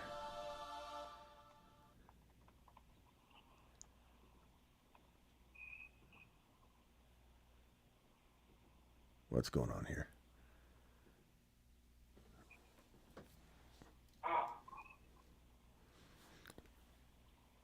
Am I not on the internet now? What is up? Are we still live? Because it says my internet's down. We're in some trouble. I'm still here. We're in some trouble. YouTube? Bueller? It says we're not online. I think we're here. It says we're here. Henry says we're here. John says we're here. Keenan Allen? No. No, Ayuk's better than Keenan Allen at this stage in his career. Okay, maybe I just need to... I think it's just my browser has had it. I got to restart my browser. So let me just pull up another browser. The Fantasy Football Show. No, it says I'm offline. What in the hell? Well, Maybe this is one of those things where like you think you got something plugged in and then it's unplugged from the wall and you're like some sort of sorcery is going on. It says we're not online. I don't know. Maybe Ziggy's holding it together. They're wrong. Anyway, Ron, what do you think? Where do you have Aiyuk ranked? I'd like to see him go to the Steelers. Tell you the truth. Yeah, we know that. That's not. Here are my rankings. If I had to throw them out, JJ, Lamb, Tyreek Hill, Jamar Chase, Puka Nacua, Amon-Ra St. Brown, Marvin Harrison Jr., Nabers, Adunze, Garrett Wilson, and then we can. So you're talking about like 12 wide receiver 12, 11, 12, 13. Wow. Like now we start talking about AJ Brown, Drake London, Devontae Adams, who's tailing off. God, you got Drake London higher than Aiyuk. Come on, Smitty. How thick are your London glasses? Well, here let's try something. It's so funny the way that a Niner fan thinks. It's like they really have no dose of reality whatsoever. Whatsoever. I'll take Pickens over London. No, but here can we have a real honest conversation? And can you at least admit that you're 100%, whether you believe you're correct at the end of the day, that you're 100% biased, George?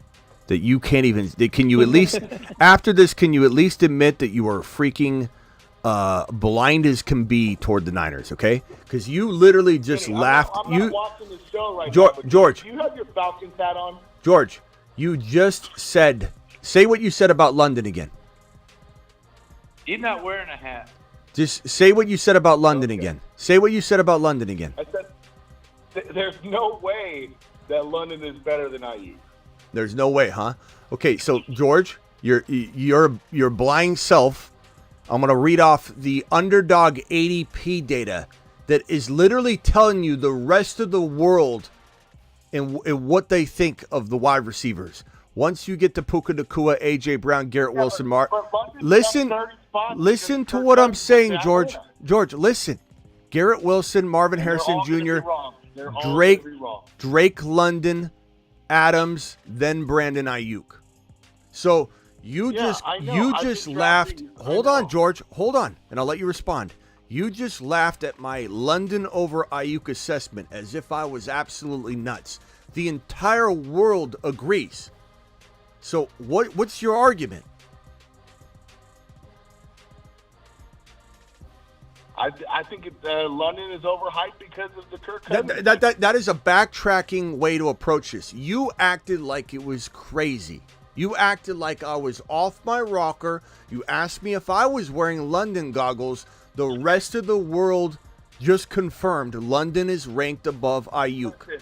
The Drake London at the 2-1, 2-2 spot, it's going to be the most overhyped. It's going to be the most missed draft spot, just like Garrett Wilson last year. He's 17. Yeah, a lot of people were taking him at the turn. He's 17 overall. That's not the turn. Well, in a lot of the drafts I've been taking on okay. underdogs. All I'm saying is you have a certain thing on your mind. You have a certain value that you believe Aiyuk is. You're just seeing it from a different lens. But it's not us. It's not me. It's not anybody in particular that's wearing weird, thick goggles. It's you. I'm not saying you'll be wrong. Could Aiyuk climb all the way to the top 10? But your assessment's so off base, bro, in terms of what other people think. Like, you thought I was crazy. Clearly, the entire world agrees. Aiyuk is not even a top 20 overall player, according to the entire world. The entire world. Drake London's overall player number 17. That's all I'm saying, George. You need to understand the reality of the situation. You're maybe ahead of the curve. Maybe you're going to be right about Aiyuk, but you are not in a position to laugh at someone that likes London over Aiyuk when the rest of the world agrees. That's the wonderful thing about fantasy football is that certain player takes, when I have my player takes, most of the time I hit on them. I got you. But it'll be interesting. I'm not saying London isn't going too high. I'm not arguing that at all. I wish London was going in the top of round 3, to be honest. Like, it does suck he's going so high, but he certainly can earn it. London's a phenom. London and Aiyuk are very close. That's why they're close in ADP. But I'm not going to go sitting here. If you say you like Aiyuk over London, drop my jaw and be like, "Oh my God, what kind of goggles you wearing?" Like, these are two very closely ranked players where London on average is going well above them. But do I think the only downside to the Aiyuk take is that the 49ers offense has so many pieces, and Drake London is obviously going to be the main pass catcher. You know? What do you think Kyle Pitts and Bijan are just bums? Like, you got Bijan and McCaffrey. Look, hold on. That offense is going to be nowhere. That offense is going to be nowhere near what San Francisco is going to put up on points. That's why they won the Super Bowl, right? Oh wait, they didn't. George, come on. Hey, Ron, at least we won a game in the playoffs. George, you can't be serious. You don't think the Atlanta Falcons and Niners are even comparable now offensively in terms of production that's going to come out? Like, I'm not as high on the Falcons as most people. That is a true statement. I mean, you got Bijan and McCaffrey. It's so ultra comparable walking into this season. McCaffrey's 28 years old. Bijan's going to get fully unlocked. Zach Robinson's offense, you just saw it over in LAR. So you've got London and Aiyuk. We already established that the majority of the population that doesn't have a Niner avatar is going to say, give me London, or they're dead even, whatever. You're going to laugh at it, but someone else is going to go, let's call it dead even. Okay? You've got Debo versus, that would be the one part where you have a potential advantage. You got Purdy and Cousins. Let me guess, Purdy's light years ahead of Cousins in your mind. You can be honest. Do I need to answer that? I mean, I would love to hear your passionate answer. Yes. Is Purdy top 5? Is Purdy a top 5 quarterback? Let's just look at the facts. I mean, he led the NFL in almost every category as a quarterback. Let's put it out there. Is he a top 5 quarterback? Would you rather have Brock Purdy or Jalen Hurts? For fantasy or No, for winning games? For winning games. We all know Hurts is better than Purdy in fantasy, bro. I don't need to ask you that question, do I? For winning games, I'm taking Purdy all day. I wouldn't assume you'd say different, but all day. Look at his record. It's a team sport, bro. I mean, bro. Oh, let me guess. He's a product of the system, right? He's a big product of his system. Doesn't mean he's not good though. He's a good quarterback that is vaulted up by the product of his system. Absolutely. Brock Purdy is not a top 5 quarterback. Even if his numbers in certain categories were in that territory this year, they are not that way if McCaffrey's out of the lineup. If Trent Williams is out of the lineup, Brock Purdy folds. Brock Purdy did not play well in the playoffs, bro. Brock Purdy had a very bad playoff experience. Yet, for some reason, because he did pull together on a couple final drives, and you guys won 2 games you shouldn't have won against both the Green Bay Packers and the Detroit Lions. Like, both those games were debacles. Brock Purdy did not play well. Brock Purdy had a very, very bad playoff experience. I love George. George is committed. That's George, you said at least you guys won a playoff game, right? That's what you told me? Yeah. George feels well, I got an defeated. answer for you. At least the Steelers have won a Super Bowl in this century. Ooh. Well, at least the Cardinals. One. Oh, never mind. At least the Cardinals. Well, hold on.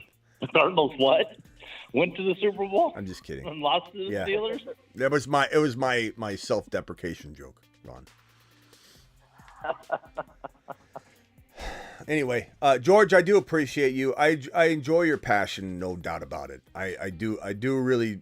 I envy your dedication to your team, and I honestly envy a Niner fans like blind love for Brock Purdy, and the fact that you think Aiyuk's top 3 wide receiver, as Ron would say, it's cute. All right, Smitty. You know what I'm gonna do, Smitty?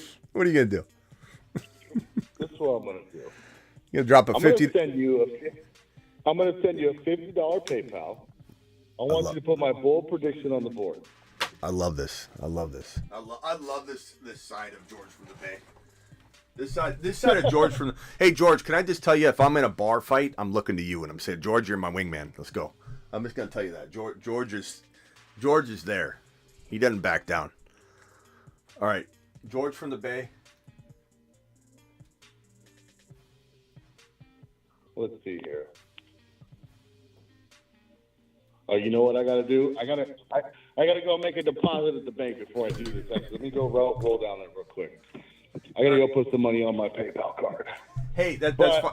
That's fine. Give it to me and I'll write it on the board anyway. I think what I'm gonna do here is I'm gonna make a bold prediction that Aiyuk finishes higher than Drake London in fantasy football points. I mean, I'm not. Can I get some side action on that? Well, hold on. though. Let me just say this, George. Dude, I almost want to add into it. Yeah, I would just say this. I don't know that that's going to be bold enough to win the whole thing. It could be. Oh my God, I knew it. No. I'm just trying to help you with your bold prediction because, like I just showed you, they're neck and neck.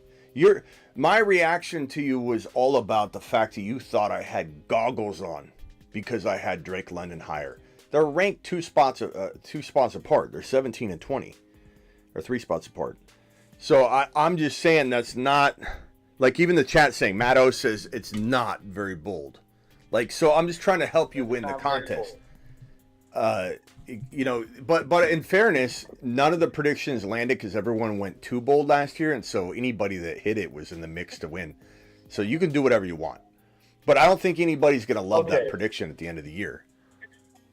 Let's do this. So you're saying he's outside the top 10 for wide receivers, right?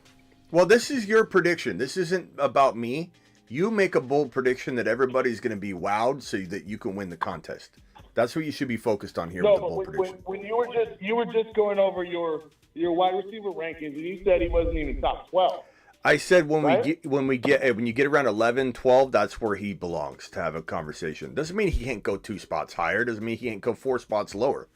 Like he's in the, I would call him the 10. I would call him in the, let's call it 9 to 15 range. There's a lot of very equal looking wide receivers in the 9 to 15 range. Devontae Smith could be 15 or he could be 9. Okay. So, so top 8. That's my prediction. Okay, chat. Does that sound bold enough, or are people going to say like, what did he finish last year? No, I think he needs to go top 5. You're not going to win. Oh. I mean, I'm just saying. You can't dictate top 5, Ron. Well, you're trying to win a bold prediction contest, though, George.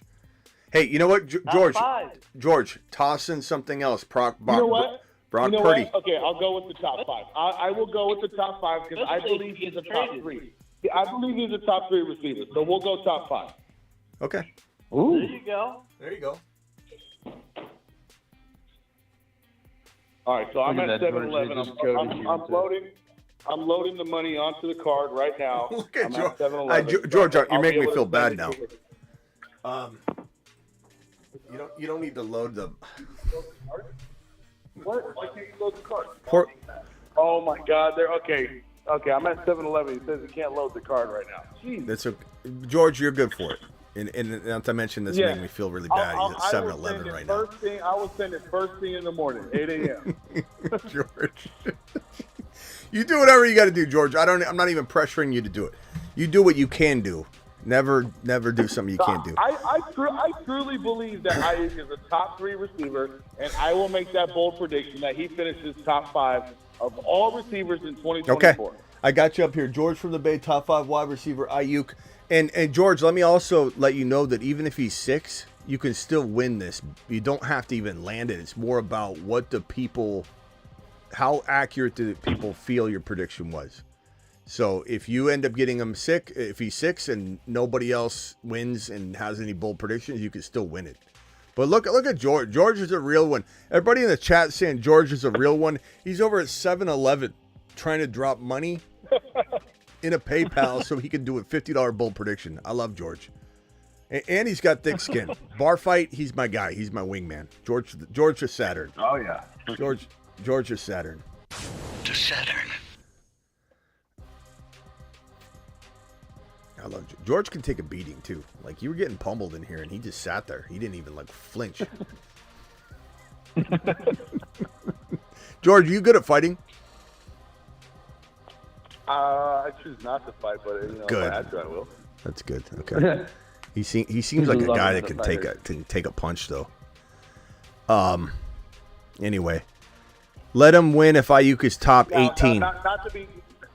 Not to be biased or anything, obviously. I love the 49ers. Oh, I love obviously. Aiyuk, but I do feel a little pressured by Ron putting him in the top 5 prediction. But, I'm going to stick by it. Hey, George, in your email, you tell me to amend it to whatever you want. You change it up to the moment you send it, okay? Why don't you put top 5? I'm just saying, I'm making bold predictions. George, I'm gonna put top 5 to 7 up there for you. That way you feel like you have a little leeway. I might even make another bold prediction on top of this one. I'm not sure yet, but, I'm just going to throw this out there. I don't think the Steelers have any top 10 receivers, so. Okay. George, I appreciate you. Hey, George, when you send it, though, send me an email that says what you want to amend it to. If you want to, and I'll make it 5 to 7 right now. Is 5 to 7 good? You still get kind of credit for the 5. No, I'm gonna keep it top 5 because I truly believe in Aiyuk. You did say top 3, so that is good that you're going top 5. That makes it feel like you're kind of on the fringe of what you were boldly saying. Yeah. That you believe what you're saying. Matto says Matto picked Caleb to be Rookie of the Year. So he threw his money down the drain is what Matto is saying. Oh man, you lost me on one, George. Not top 10 wide receiver. Ray G. Rice is on planet Uranus, I think. Watch him sit out all year.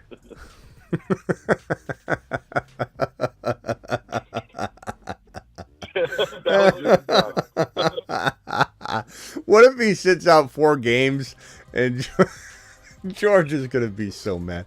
George, remember when we made the last challenge? It didn't go so well. But yeah, Trey Lance. Hey George, what is? Well, I got you on the phone here, Trey Lance advocate here, and I am too. I admittedly love Trey Lance. I think the Niners ruined him. I don't think Trey Lance failed. I think the Niners failed him. But if Dak were to get traded in a crazy scenario, would you be excited for Trey in Dallas? I know you hate Dallas because you're a Niner fan, but would you be rooting for Trey in Dallas? Or if Dak got hurt or something? Knock on wood. I truly believe, I would be excited for Trey Lance. The only downside, when you look at the whole Dallas team, the offensive line took a big step back. They lost key pieces. So, I think that offensive line is going to be trash this year. So, okay. Whoever's playing quarterback for Dallas is going to be running for their lives. Tebow, I'm sorry, bro. You've been on hold for a long time. No worries, my man. No worries at all. Maybe you've even talked. I don't know. No, I was trying to talk, but I didn't know if you guys could hear or not. So, but I'll just say right now. I heard you. If George thinks that they're going to be able, Aiyuk is a done deal, who are they getting rid of? They can't afford everybody, and they got 8 players that are in the top 10, paid in the top 10 of their position. Somebody has to go. Somebody has to give. I do think Tebow's got he's onto something, and even if George, you think I'm talking from a place of just hating on the Niners or whatever, my boy C-Mac and I don't know how Raj feels on this topic either, though, but C-Mac has gone on record saying that he believes that the Niners will trade one of their top 10 salary cap issue or top paid salary cap hogs on the team. And that could include Debo, it could include anybody. Now Debo's dead cap is not the most friendly, but we've seen so many dead cap situations this offseason that blowing Debo's out of the water. I don't really know. Plus he's already paid. I don't know how much dead cap, what that would look like for the Niners at this stage in the offseason. I'll dig into it. But Debo could still be moved. And Debo's somebody that if I'm the Buffalo Bills, I go get him. I go get him or Aiyuk. And Debo would be phenomenal in Buffalo. That's somebody I predicted to go to Buffalo a while ago, and it never ended up coming to fruition, but it still could. But Debo could get traded. I don't know who else would move. I mean, George, if you had to move somebody inside the top 10 of players paid, who would you move? Well, I mean, probably C-Mac. Your team would fall apart, bro. Yeah. I don't know about that one. I don't think that's a good idea, George. I think we should pull that one back. Well, I mean, he's getting up there in age. I mean, so is Debo. I mean, you got to go younger. So, I mean, it's got to be one of those two guys. I mean, I think they keep Kittle no matter what. I don't know. Kittle's injury prone. He's obviously done really well the last year or so. 2 years in terms of that. But I don't know. I mean, Kittle's movable. Debo's movable. Aiyuk, it's not smart to move him. But if they can't agree on the money, they also got to come in strong for Brock Purdy. And Jed York came out saying something I think was not smart on his part, negotiation-wise, but saying that they know they got to pay Brock, and it's fun to pay somebody, write a check for somebody that's getting paid like top 5 quarterback money. Wasn't it something like that, George? What was it? Do you remember the exact phrase that Jed York said that made it sound like he'd be the highest paid quarterback in the league? I think he said. Yeah. Like what? What? If you guys pay, no offense, I know you think he's top 5, but if you pay Brock Purdy the highest quarterback money in the league, and that's what Jed York was hinting at the other day, you guys are out of your minds. Top quarterback money? What's he gonna get Well, Smitty, what do you pay quarterbacks for? For stats or for winning games? Well, I don't pay Brock Purdy $500 million. What are we gonna do? You gonna pay him $54 million a year? $55 million a year? What are you gonna pay him? That's crazy, bro. This is a guy that kind of, in a way, folded in the playoffs for you. Do you even pay Purdy $30 million? I can't even see that. But Jed York said number 1 in the league type money. Yeah, that's crazy. Fantasy Realist says, I'll send you 50 tomorrow, Smitty. The guy at the club said he doesn't have change. Okay, Realist, we'll wait for you, pal. Can you imagine if Brock Purdy got a $500 million deal?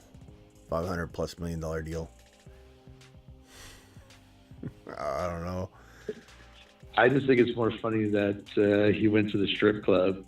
Strip club's never going to have change. Yeah. Come on, Realist. Georgia knows this. He was just there. I'll tell you what, in order to call in on the fantasy football show, you got to have some thick skin. They'll let you have it. Yeah. And George, I appreciate you. You step in that batter's box as good as anybody and take the lumps and keep swinging. But I just think that, I think Tebow makes a good point. I think if Brock Purdy gets top 5 even quarterback money next offseason, you're in some trouble. And that's why they can't maneuver too much around Aiyuk's price tag that they've set aside for Aiyuk, because they can't afford it. Like, you can only kick the can down the road so far when you're about to sign a deal that's going to pay your quarterback Mahomes money.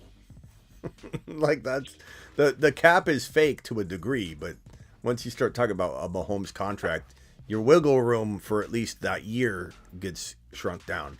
Like even Mahomes can redo his deal, and whenever you do a long deal, like a 10-year deal, like Mahomes' deal, it gives the team so much flexibility to rework it downstream that you can kick cans down the road till the end of time. So everyone that when Mahomes signed his 10-year deal, $500 million 10-year contract, everybody said the Chiefs will never sign another player. Their offensive line needs to be reworked. They'll never be able to do that.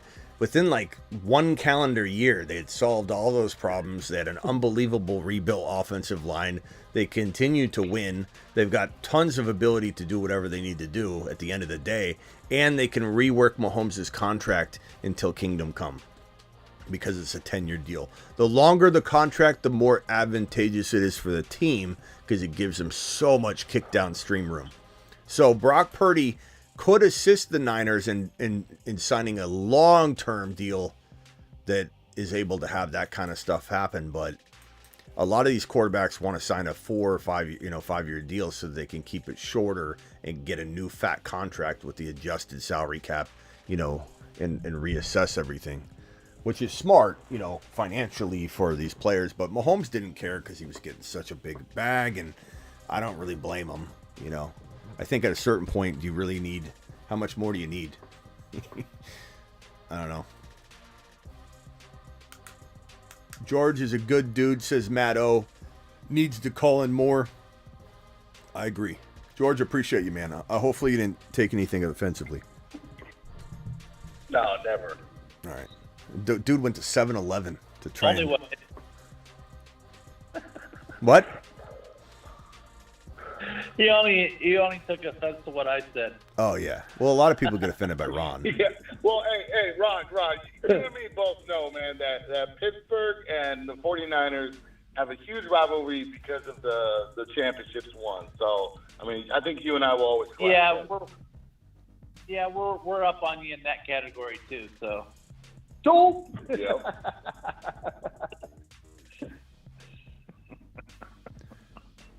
49ers offense to your is drunk. I don't like Tomlin, and I want him gone. So, I'm not. Hey, George, I do have to admit that if McCaffrey does drop off, the team's window to win is gone, in my opinion. McCaffrey's the glue to this roster. You need him to be. I would not trade McCaffrey, even if you guaranteed me McCaffrey had no more than 1 year, but only a 75 to 80% chance of having the one full year, I still wouldn't move him, because you guys can win you still can win a championship with Christian McCaffrey. I think you have I wouldn't say zero, but I'd say like a near 10% or less, or maybe even a 5% chance of winning a Super Bowl without Christian McCaffrey. I think the team is completely different. Whenever he's off the field, you guys don't even look remotely the same. That guy carries the team on his back. There's no way Brock Purdy plays at even close to the same level without Christian McCaffrey. He is absolutely more than the gel of the team. And you lose him and it's over, in my opinion. It's over. It's rebuild time. You what? He's the reason they got to the Super Bowl. Yeah. You lose McCaffrey, you don't win 12 games. Until you find you don't win 11 games. Hit that. Remember that when San Francisco hit that slump, and then everybody was calling for the defensive coordinator's job and this and that, but then they got on that winning streak. McCaffrey started really balling out, and they got on that winning streak, and then all that. Let's not forget the reason why CMC's running for 75, 80-yard runs is because Aiyuk's downfield blocking. Aiyuk or Kittle? Kittle's a hell of a blocker. Both of them. Aiyuk is blocking. If you look at those big runs, it's Aiyuk downfield blocking. Perp says CMC is the pulse of that team, 1,000% Smitty. Yeah, I mean, I'm not saying your team isn't good. I'm not saying you can't win 9 or 10 games, or maybe scratch into the playoffs and lose the first round. Like, the Niners could still have a little bit of juice left, but if McCaffrey, let's say, I don't even want to say gets injured because I don't even like putting that bad mojo out there, but like, let's say he gets abducted by aliens during his final solid year. Okay, he gets returned when he's 29 and a half. He's not going to do anything when he's been out of football. Like, oh, okay, so that's how he goes down. Doesn't get hurt, but he gets abducted. The Niners don't even come close to winning the division. The Niners don't even, you guys, like I said, maybe this 1 year could maybe make the playoffs, but things start to unravel. This is rebuild time. The moment McCaffrey's done, it's rebuild time. And maybe you do that around Brock Purdy, but I again think that Brock Purdy goes from a, I don't want to say the analogy of turning the lights on at the club and seeing what he really looks like with the lights on. I don't want to say it's that bad, but I want to say without Brock Purdy, it's like losing 20% of what's propping him up. Like this top 5 to 7 potential quarterback production wise goes down to 10 or 11 in the NFL, which is still a good quarterback. I don't think he's anywhere near what he's playing at during the regular season. I think we saw the Niners slow down. They got beat up.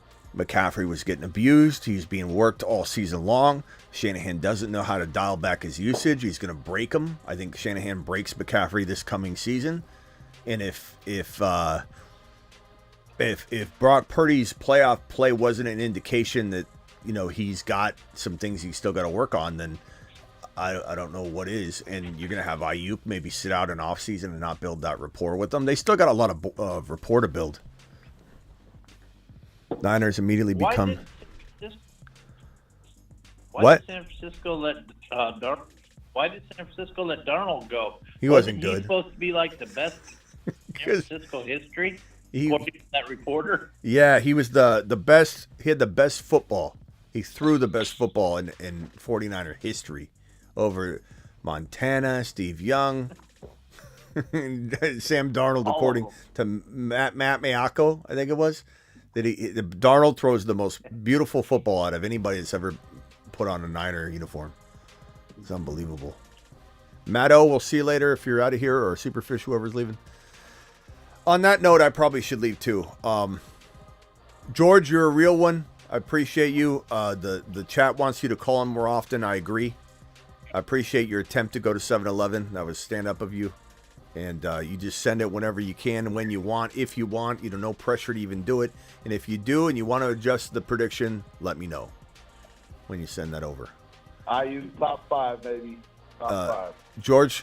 George from the Bay to the moon. From the Bay to the moon. George. To the moon. George, I know I've asked you before. What part of the Bay Area are you at? East Bay, like Martinez area, Concord, outside of Oakland. Oh, okay, Concord, Oakland area. Okay, yeah, I was stationed in Concord. That's where my ship. Ron was stationed everywhere. Yep. Don't believe it. Here we go again with the Bay Area. Ron was stationed where there weren't oceans. He's like, yeah, my ship was right outside of Montana. No, we the only reason we go to Concord is the load and unload ammunition, but we spent most of the time either down at Oakland Naval Supply Center or up at Mare Island. Mm-hmm. And then I was on the Carl Vincent in Alabama. So Ron's been around. That's what he's saying. Oh, the area well. All right. All right, George, appreciate you, bro. Yeah, we'll see you later. George. Later, George to the moon.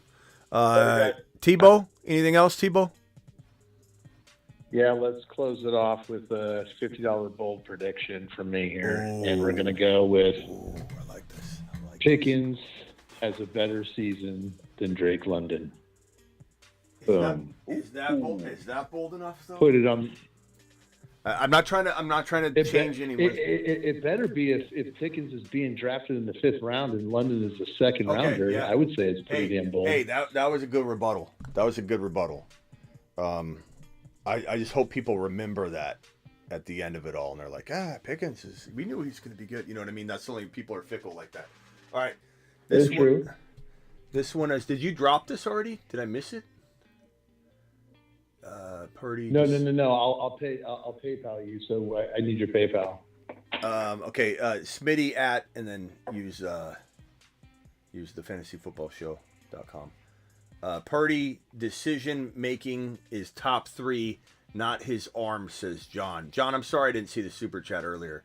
John, are you still here? Don't forget the fantasyfootballshow.com. Okay. Let's see. This one's from Tebow.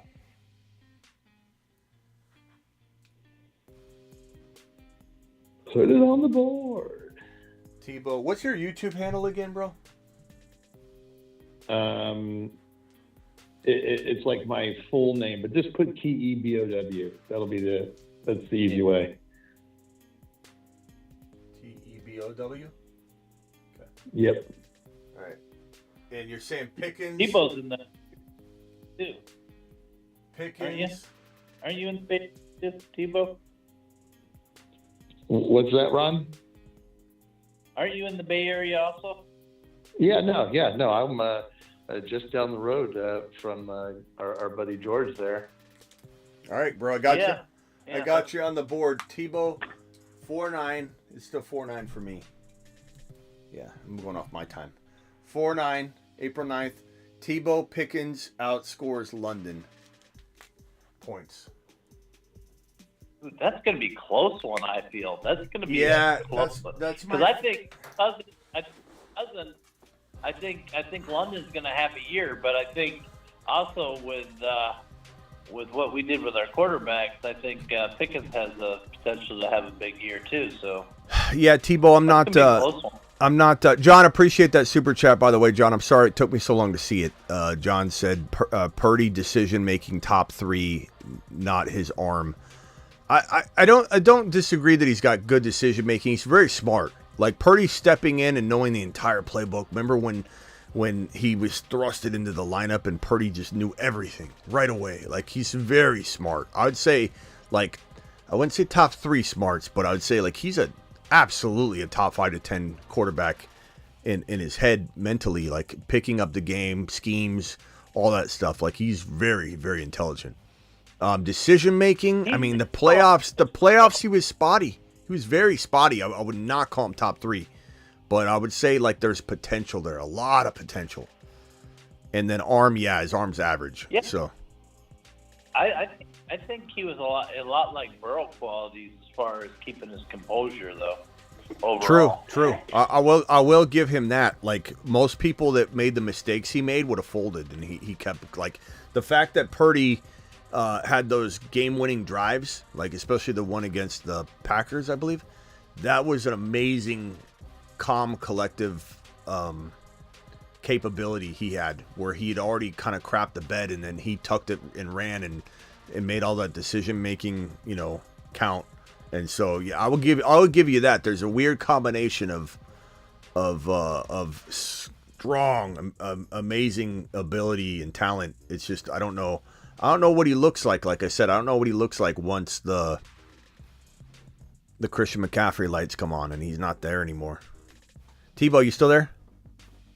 I am. I'm trying to. It's Smitty at the fantasyfootballshow.com. Yes, sir. Yes, sir. And we got it on the board. We got a nice little list going.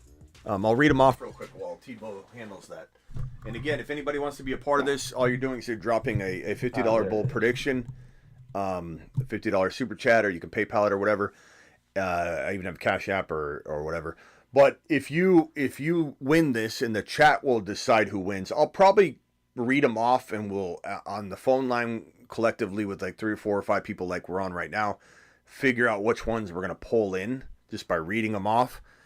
And then once we have about 5 or 6, we'll probably just kind of ask the audience. Maybe we'll do a poll. We'll do a live poll, or ask the audience and start seeing who collectively thinks should be in the top 3, and then we'll put it up for a vote.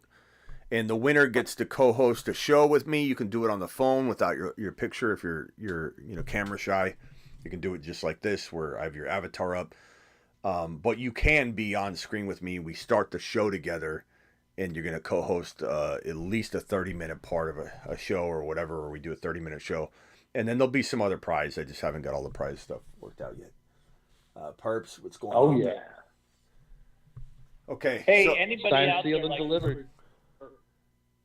I see it. anybody out there like I see it. or myself or that want to give big super chats to Smitty? Just remember that YouTube takes a big percentage of that. So if you want to give him a big super chat, like 100, 200, 300, or whatever dollars, send it through PayPal because he'll get to keep most of it. Thanks, Ron. Appreciate that. Tebow Pickens. Just wanted to put. Yeah, no, I appreciate it. People don't realize. Tebow Pickens outscores London in fantasy points. That was just now by Tebow. George from the Bay says that top 5 wide receiver Brandon Aiyuk. Ron Navy says that Bagent, the backup quarterback in Chicago, will start more games than Caleb Williams. Calvin Krim, rookie QB, wins a Super Bowl this year. D-Town, Lions are Super Bowl winners this year. Superfish, Jonnu, this is the boldest one. Superfish is in the building right now too. Jonnu Smith, top 5 tight end. That one's wild. I admitted after that I didn't even remember. So I felt a little embarrassed, but then not really. I was like, what team's Jonnu on again? What team did Jonnu? Where's Jonnu Smith playing? Yeah, no, I know. But at the time when Superfish dropped it, I mean, I should have known as a Dolphin. But at the time when it was dropped, I remember going, I don't know what team he's on right now off the top of my head. I just completely blanked out. Jonnu Smith, top 5 tight end by Superfish. That's amazing. DeBalt Stroud is MVP plus Super Bowl appearance. He didn't say win, but shows. Terry Roberts, 4,500 yards and 47 TDs for Stroud. He initially said 4,500 yards and 25 TDs, and everybody gave him shiat and said 25 TDs, and so he upped it to 47. We put 25 just in case he gets hurt or something, and then everybody can keep into account, whatever, I don't know. Matto, Caleb is Rookie of the Year. Thanks for the free money there, Matto. Ray G, Tank Dell, 1,500 yards and 13 TDs. Deckard, KC, number 3 Super Bowl in a row. They went back to back to back. I love that prediction. I think that one's going to come true. Pitt, Golf for Life says Pittsburgh to the Super Bowl. Matt O says, what's this here? Field starter by week 4, top 12 in fantasy. Ron Navy, Atlanta NFC champions, and Ron Navy Fields MVP 2024.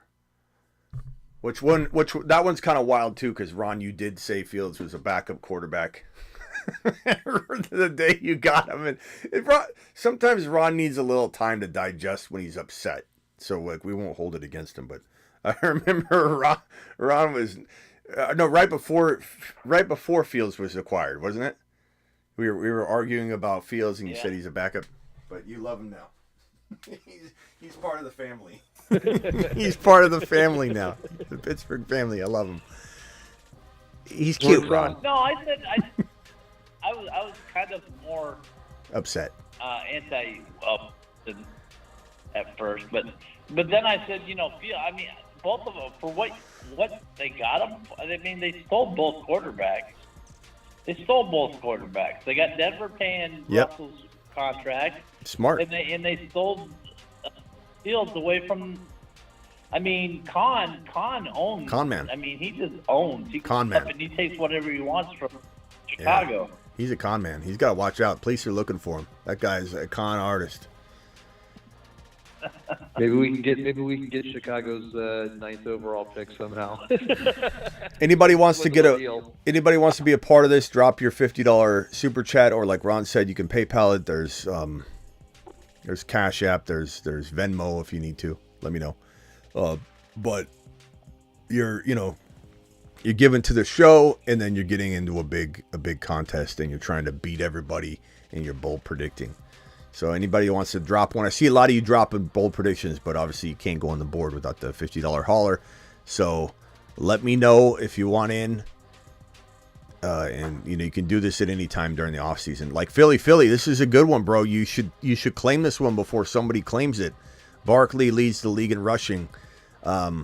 Somebody's going to come up with a big Barkley prediction and put it on the board, and then how you going to beat them? At some point we're going to be like, you can't drop that one, Bob, because someone's already got it. And you can one up somebody if you want, but then you run the risk of going too high and then them winning and you losing because you went too crazy.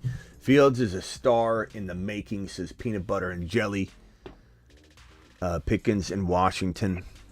Fire. What you think Freiermuth makes the jump this year with Fields or Russell Wilson?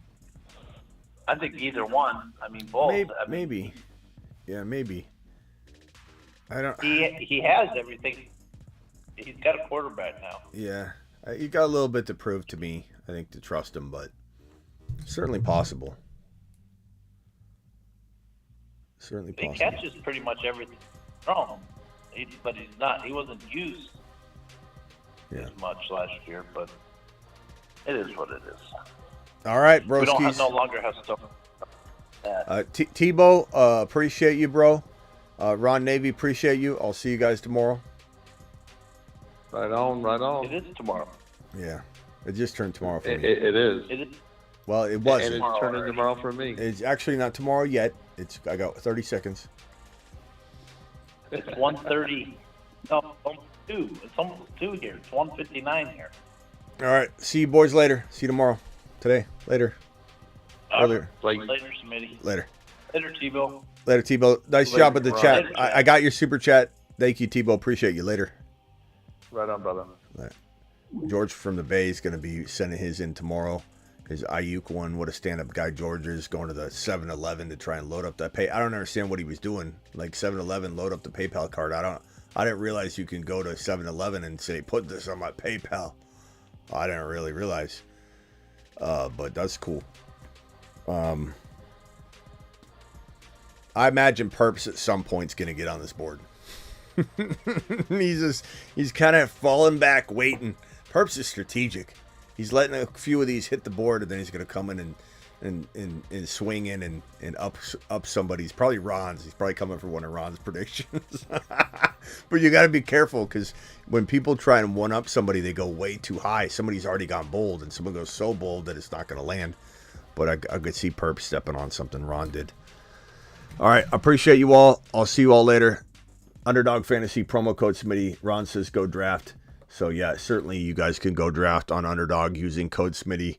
Let me drop that link right now. They'll double up to $100 in your first deposit just by using this link right here. The link just dropped in the live chat. The link's in the description of the video if you're watching the replay. Code Smitty also gets it done.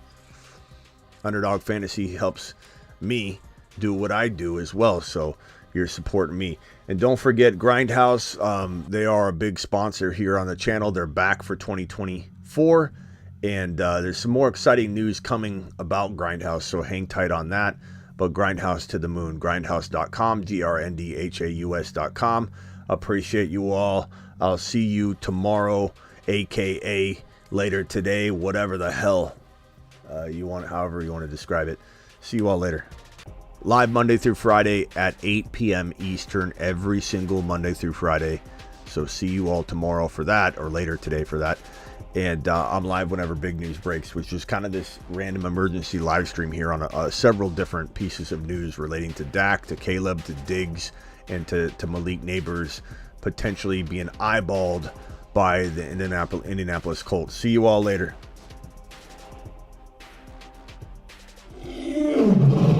Legend has it if you say St. Brown 3 times in the dark in the bathroom, you will immediately lose your league. Brees Hall is 8 foot tall. He will always answer the mother freaking call. Don't let him fall. In the third, don't stall. Just give Batman the freaking football. He's Brees. He's Brees. He does a whole of a job. A whole of a job.